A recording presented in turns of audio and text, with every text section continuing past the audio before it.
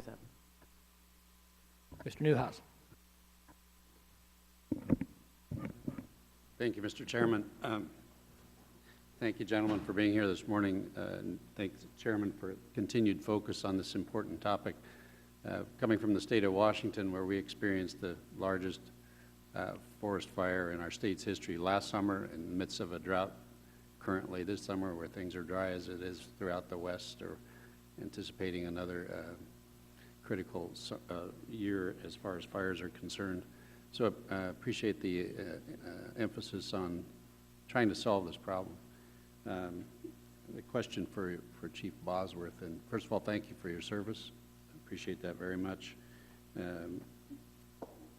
Chief, we understand that wildfires may be one of the leading threats to endangered species, including spotted owl.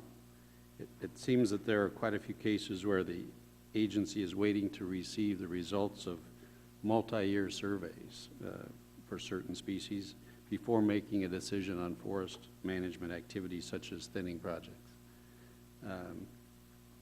Yet, from what we can tell, waiting to initiate thinning and other projects may present an increased risk. So what would you think about the idea of limiting the survey requirements to 1 year to reduce that time period? And a follow-up to that, would you have any other ideas of other steps that could be taken to reduce the timeline for forest management project analysis? Well, the idea of reducing 2 years down to 1 year, I think makes a lot of sense. I would add to that, though, that I think we also should do monitoring after we've done the project to see whether or not we got the right results after reducing it from 2 years to 1 year. So I think adaptive management, learning from each one of your projects, is a good thing. You have to monitor and look at it after you've done the project. So that could inform us.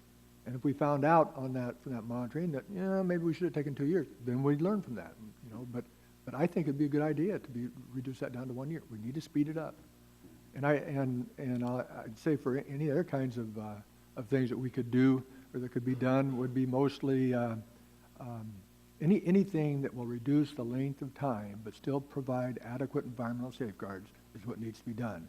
And I think that the use of collaboratives and reducing the amount of analysis that has to take place when you're working with collaboratives is a good step in terms of reducing the amount of time.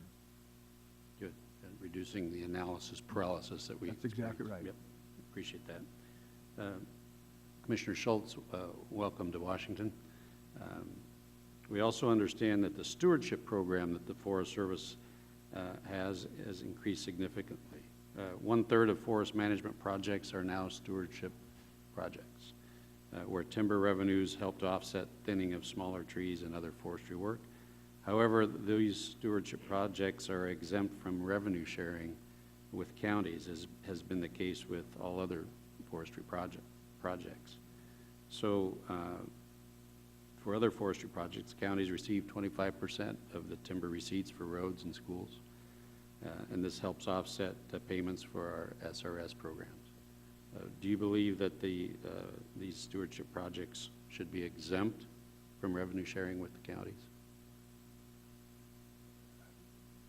Congressman, my personal experience with stewardship contracts and stewardship projects in the last 8 to 10 years in our area on our forest is we've not gotten but very, very small ones on the ground. So to suggest that the 25% should or should not be included in that, at this point I don't have an opinion, because right now there wouldn't be enough dollars created by the project that would offset the 25%. So it's kind of a non-issue. Until we can have a fairly aggressive, as we've all talked here today, we need to upscale the size of our projects. Stewardship project or stewardship planning is still a very appropriate mechanism or means where we're doing a lot of that as wood for work type projects. But until they can be large enough to where the receipts from the timber and the dollars in the community and, you know, that turnaround of funding creates an advantage to the local government and to the people, I don't see the merit. Again, thank you for your input, and thank you, Mr. Chairman. Thank you. Mr. Thompson?